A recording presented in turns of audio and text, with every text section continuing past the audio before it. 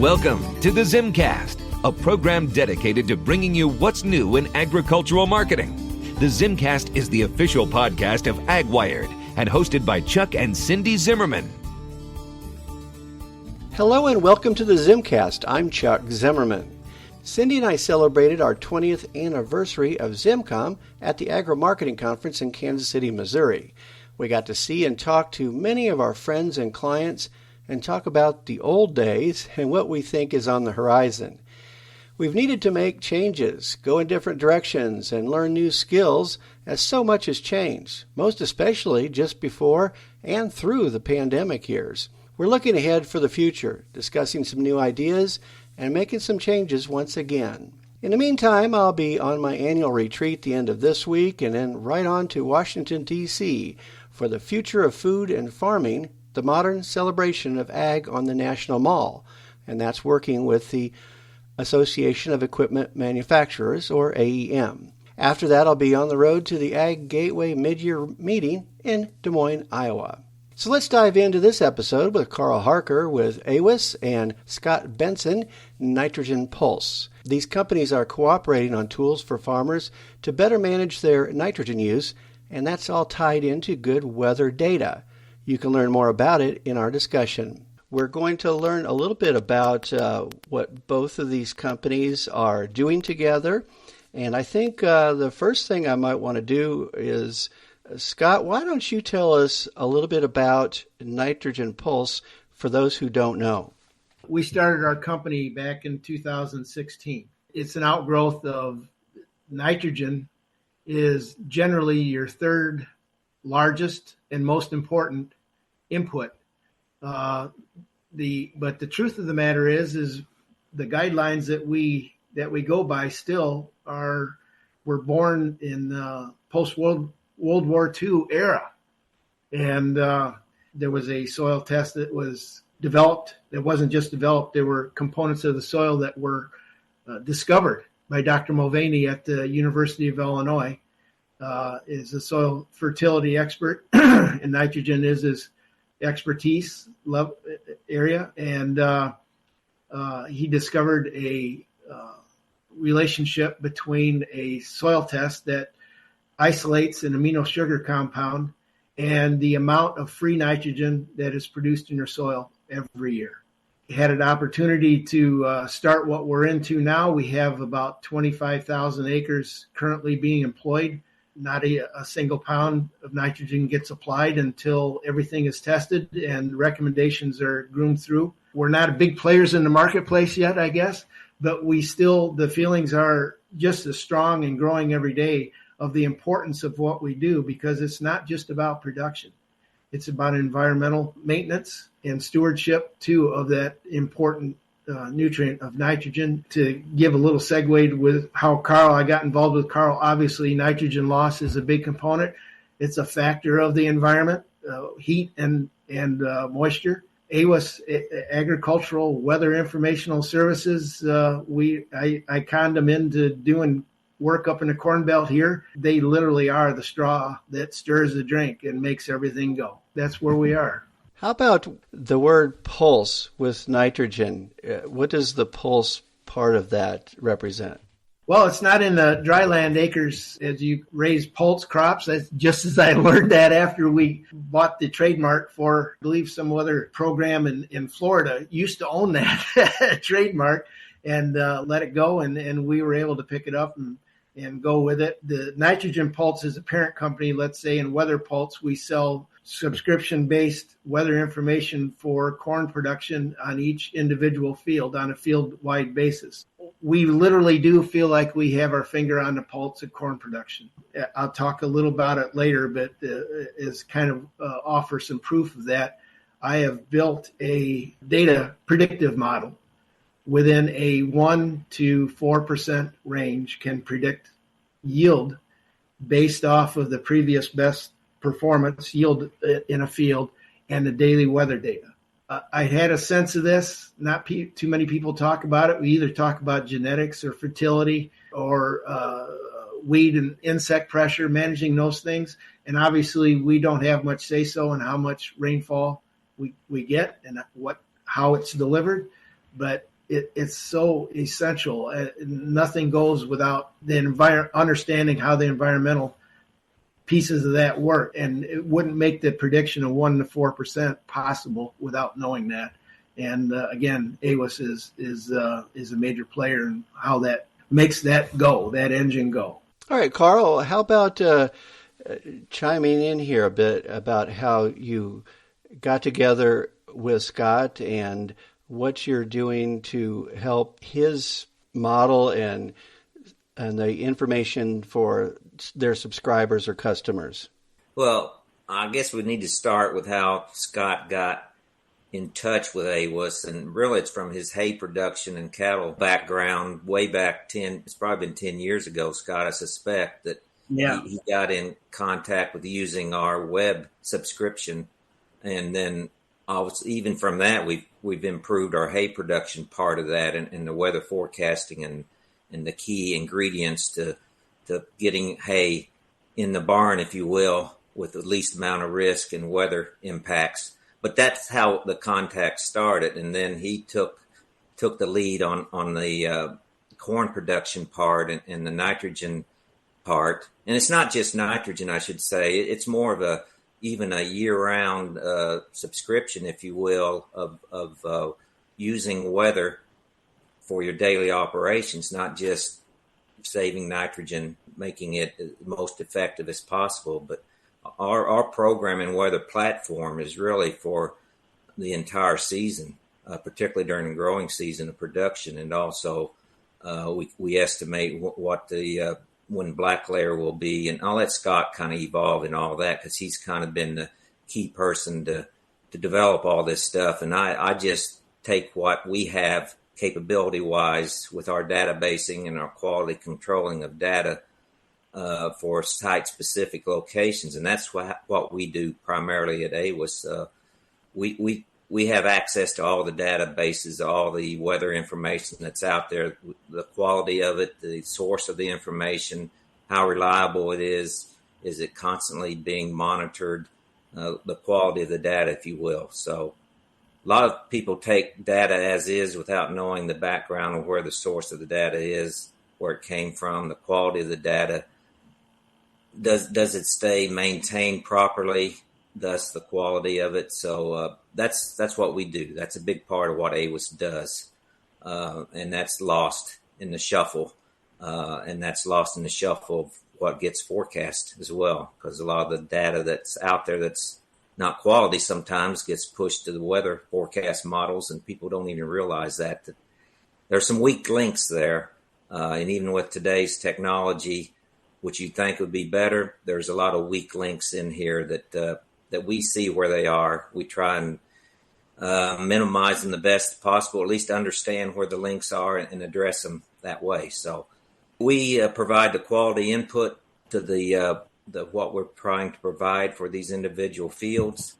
And then Scott will take it and run and also do some marketing for the local, at least the regional. It's more of a regional thing now in Illinois, particularly northern half.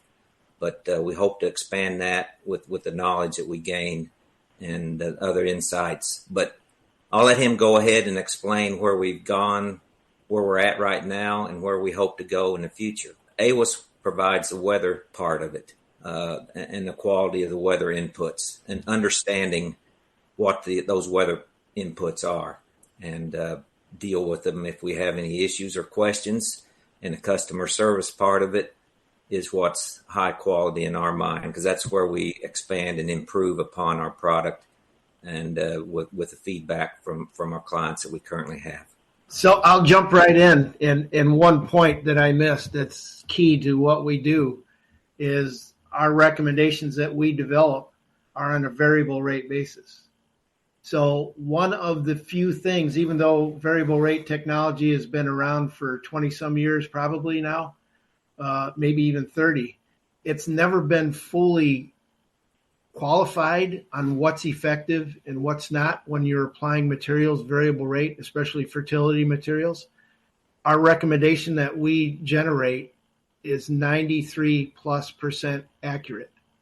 So if you take a recommendation, anybody's recommendation, how they generate it, pick a point in the field and subject that under testing protocols of, let's say, take your recommendation, apply 20% over recommended rate and 20% under. 93 times out of 100, ours will produce an equal to or greater than yield of the recommended rate. Nobody else can do that. When they originally started testing, it was 76%. So that meant 24% accuracy level was only attained by all other methods of producing a nitrogen recommendation. And that was the database development that occurred over 5 years at the University of Illinois. Putting it on a variable rate basis and expecting results of 93% accuracy or higher makes it critical that we understand what the environmental interaction is within a certain point of the field. It's no longer, we don't do things on a farm-wide basis. We don't do things on a field-wide basis. Every grid cell has to be accurate. And I feel that AWIS has held themselves to the same standard. I joke because people know that I'm involved in this project, and I'll get the phone calls of what the weather's going to be. And I have a lot of sympathy for Carl having to answer those questions all the time. Sometimes people think that I am the weather maker. No, I am not the weather maker. Things have to be accurate. They have to be qualified. And that's what I believe makes AWIS stand out head and shoulders above competition. The way we communicate with the individual corn grower and the information that we're currently providing to them and how that impacts their decision making, and obviously the bushels per acre and all the model that you're developing is a key part of that. But there's other pieces of information that are critical there for their daily management and operations. Like everything in the technology field, data transfer is critical, and it's the most challenging point too, to get that on a timely basis from the farmer. Taking last year as an example, we were exceptionally dry, going all the way up to V16, V18. We then received some rescue showers. We went from field capacity levels down in below 20 for the first time that I'd ever witnessed in northern Illinois anyway, and then received rescue rains starting at V12 and then again at V16 and then again at VT, but never in a surplus amount. Field capacity levels never really got above 70%, which is in luxury feeding zone, but we produced corn yields that were just unbelievable, at least in my modern times here. We discovered, I believe, what the baseline low moisture levels needed to be when they needed to happen in order to produce maximum yields. So we were able to hold yields within I would say 10% or better. And our soils up here in northern Illinois, I think you've heard of them, that they do have a tremendous amount of capability to hold water and keep it productive. But the levels that it was done under, the season long rains in my area ranged on the bottom side of 11 inches, which is where I am, and on up to sometimes 15. And then other areas around here seem to have some more higher levels of rains. They were from, let's say, 12 or 14 on up to 15 to 16 inches of rain.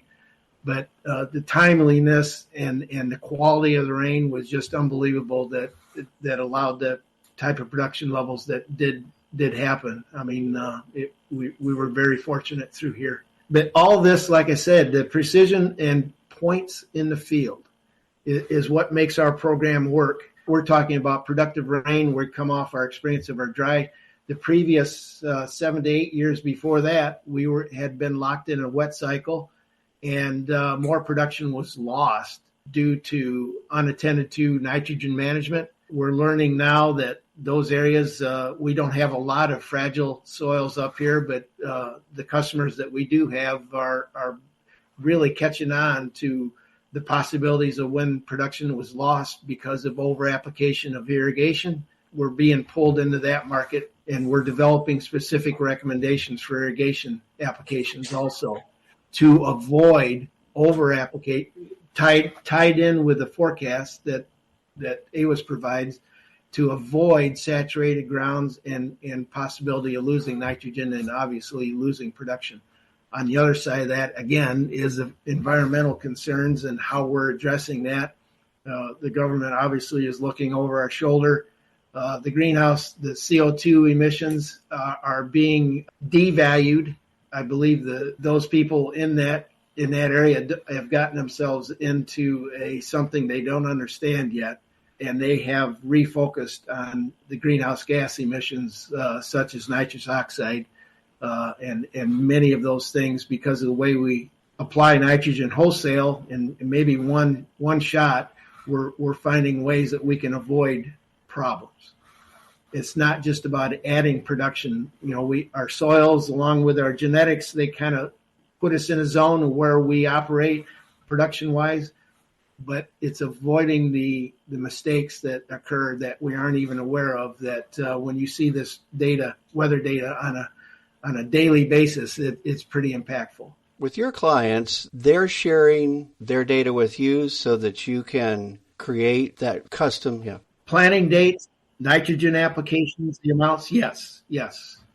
Input. And also rainfall reports as best possible to better localize the rainfall, which is the biggest driving factor, obviously, is the variability of rainfall across large areas or even small areas. So that's where I think AWIS comes in the best because we quality control that information. We know the density of the rainfall reports and use it with other inputs.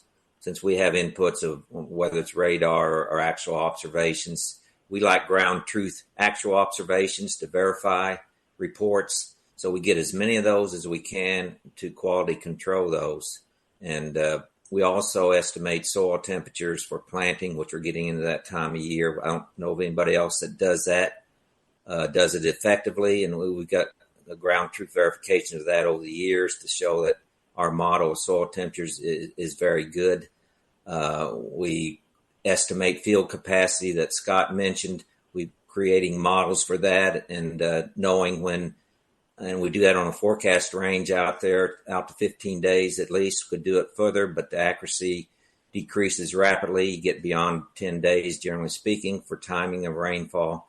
But we do that to tell the farmer that where the current field capacity is estimated, where it's going to be in the future, so they'll get an idea whether they have a risk of nitrogen loss. Those are other key factors that we need to point out, that we're still in development phase of some of that, but the results, Scott can verify this and talk a little bit more, are encouraging as far as giving them an idea, is now a good time to plant, is now a good time to apply nitrogen to maximize their applications over time, and also give them a future look. If we just use climatology out to harvest time or to full black layer time when everything's developed, give them an idea if they're going to reach that point or not in our modeling for future crop phenological stages and growth stages. And Scott knows, and he can explain again, that certain growth stages are key to when you get your rainfall or even when you apply your nitrogen as far as the crop intake of the corn itself. So we can estimate those time periods and intervals when they'll occur. And that, again, is critical. We don't know anybody else is doing anything like that as far as getting it more on a field with the inputs from the client themselves as far as when they plant it, so we can follow their development of their stage as the corn evolves and then give them key timing of when all these events occur. I mean, we can do other things as far as weather, as far as chemical applications, all as well can kind of tie into that as well. But those are just a few of the key points that they cannot get anywhere else. Anywhere else, it's kind of a canned product, and it's just kind of, this is what we got, this is what you take. They cannot follow their development of their stage for that field, for that crop when it was planted, and the amount of nitrogen is applied to go along with the soil testing that was done to know if there's any inherent nitrogen in the available as well. It's been nothing but consolidated over the years that why would anybody want to apply nitrogen if you don't know what you have there for free? Is where it pivots on. And so that's what we do on our side of the nitrogen side. But in the same case on the other end with the data stories, that the case is over south of Kankakee, south of Chicago.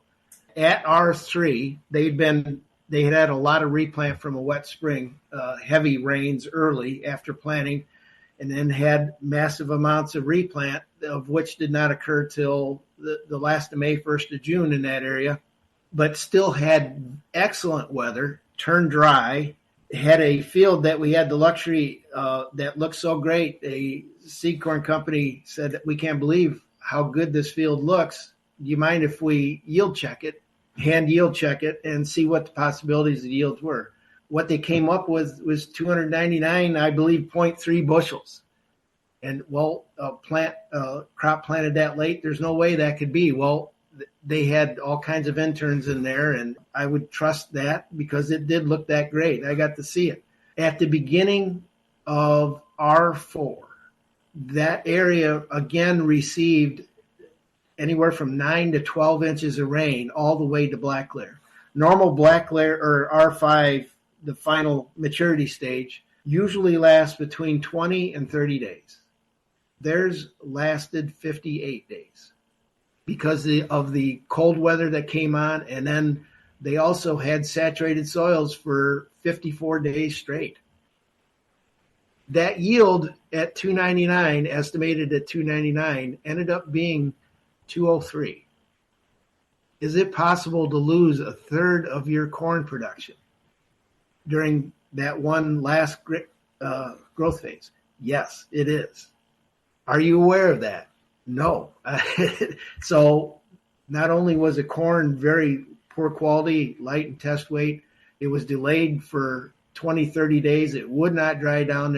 I'm assuming at the elevators, there was a lot of short tempers that last fall in that area. We've got all kinds of scientific data out there, but we're so immersed in selling more and more and more of things, we tend to forget that what is the science? Stop here. This is why we built this platform. In my farming days, I spent 24 years farming with my father. When my parents passed away, we had to get the estate settled with my 3 other brothers. So I got out of agriculture.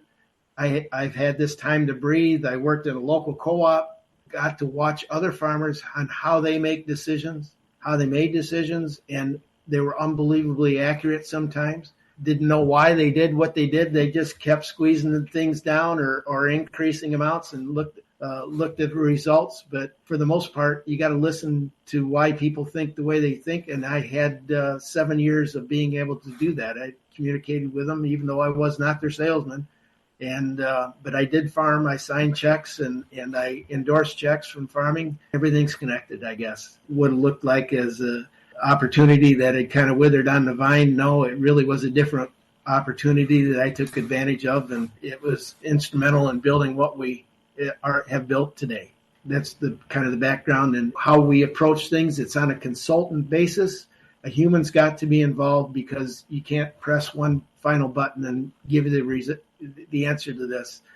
Farmers, for the most part, know their land very intimately. Yield monitors are adding to that intimacy. They don't understand the cause and effect. We can find the reason why, the most important reason why production is affected on a micro basis throughout the field, but everything is variable, and we recognize that fact, and we build our programs around that. Talk about the area or region that you're doing this work in, and how do farmers get in touch with you and create a relationship with what you're doing? You can get a hold of me at scottwt1@gmail.com, and we can talk on the phone or via email. That's my job. I have 2 other partners that are in northeastern Illinois and central Illinois, in the middle of the state, not around Galesburg. I'm in business with also. But I have started a YouTube channel that I'm offloading all this because explaining this is very different from what farmers understand. They obviously know that there's a point of diminishing returns on adding nitrogen. We do an end around that. when we do the lab test, it will tell us what the capability and how much you need is. But the YouTube channel, I'm offloading the educational part. We're one-on-one sales network, offloading that to YouTube. So hopefully they'll be able to understand what's behind what we do. But again, we are committed to a network. It's not going to be coming from a platform. You enter in your soil type and your organic matter and maybe one or two other things, and it'll give you a nitrogen recommendation. No, this is very specific, and we feel like it'll be more critical that a farmer understand this and adopt this somehow because of the impending regulation that is definitely coming over the hill. That plus costs right now have certainly been an issue. You know, it is a significant input, and you add to that what some of the prices have been, or some of the challenges just even to get the supplies that you want. Yes, our tests are good for 4 to 8 corn crops. So whether you use a flip-flop rotation corn, soybean, or continuous corn, the recommendations are good that you're entitled to a recommendation change once per year for the field. But the organic end production is really biologically is very stable. Manure applications can raise that ability to produce its own nitrogen over time. We do quite a bit of work with livestock farms and recognizing, again, how much is free. Your manure application is not, the nitrogen received is not just from the manure itself, but how it affects the microbiology of that manure on into the future. But to make it go backwards, you would have to be a very abusive farmer in order to make those properties go backwards. That really helps explain what you're doing with Nitrogen Pulse and with AWIS. Carl, anything else you might want to add before we get to the end? This is a learning experience by merging all these things with the obviously the critical part of the soil testing to know what available nitrogen is there, and then combine that with our weather observations of what's currently ongoing on their local field area, and then the forecast part of it, the predictive part, and to merge all these things together takes a little bit of time, and you got to go over the course. You got to see the dry, wet, warm, cold periods and all during different times of the growing season. So you really need several case studies of this over time to really build confidence in where there may be some weak links. So that's why it takes a little bit of time to develop these things, to kind of go over all the possibilities of what can occur and what time of year and what stage that particular crop is in, the amount of nitrogen is either available or that you've applied. So that's why it's been kind of a learn, if you will, over time philosophy. And that's the way you develop things, the right way, the scientific way. But on the AWIS side, we provide quality weather inputs, whether it's observations or forecast. That's what we're here for, to help Scott kind of reach out to the growers and the work he's doing. And it's ever evolving. It's a dynamic thing, just like weather is. So it will undergo some curveballs here and there, but as technology changes and as the seed industry changes in the chemical parts, so in fertilizer part and recommendations, and of course the greening part of the conserving resources also comes into play, and that will be the big playing factor too that will kind of push this forward as we go into the future. So we've learned a lot over the last 5 to 10 years, and we'll continue to learn and develop these things and improve and tweak them to where they're really effective and a good tool for the farmer to utilize to help not only themselves in this challenging world of trying to save pennies and trying to save the environment. So it's a combination of all these things. So you really need somebody out there that knows what's going on, where the sources are coming from, the quality of it. So that's where we come into play.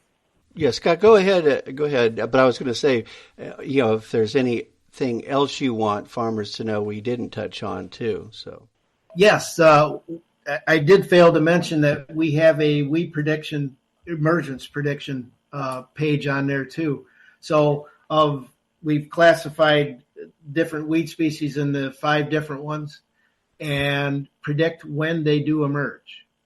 And what that is exposed is there will be huge changes in the future of utilizing especially systemic chemicals to manage our weeds completely different. We have the data to provide going forward, and this would really work great for the drone industry to apply in specific areas of the field where you know their pressure is and you know when it's going to emerge, the date.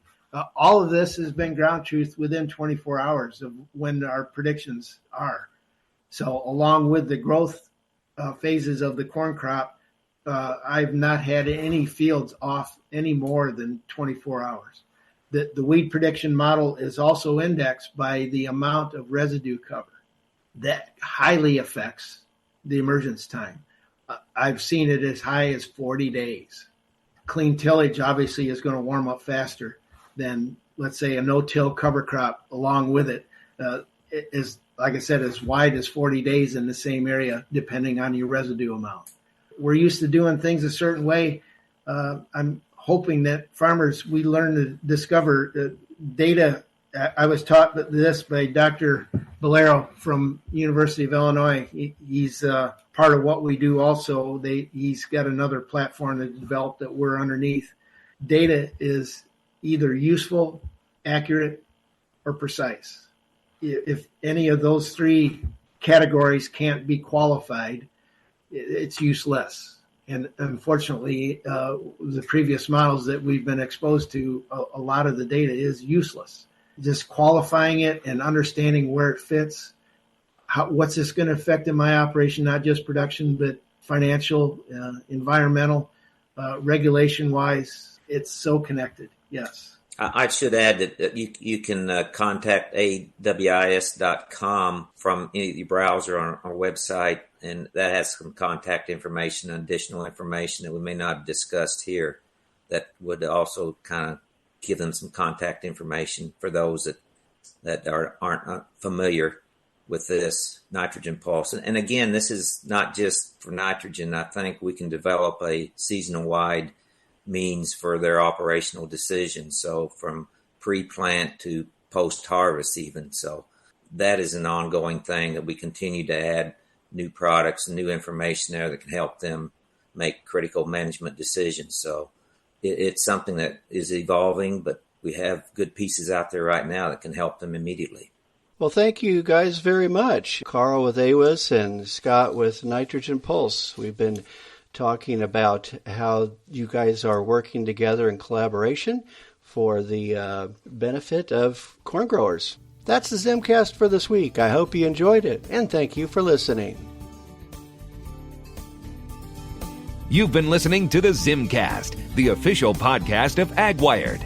Check us out at www.agwired.com to find out what's new in agricultural marketing.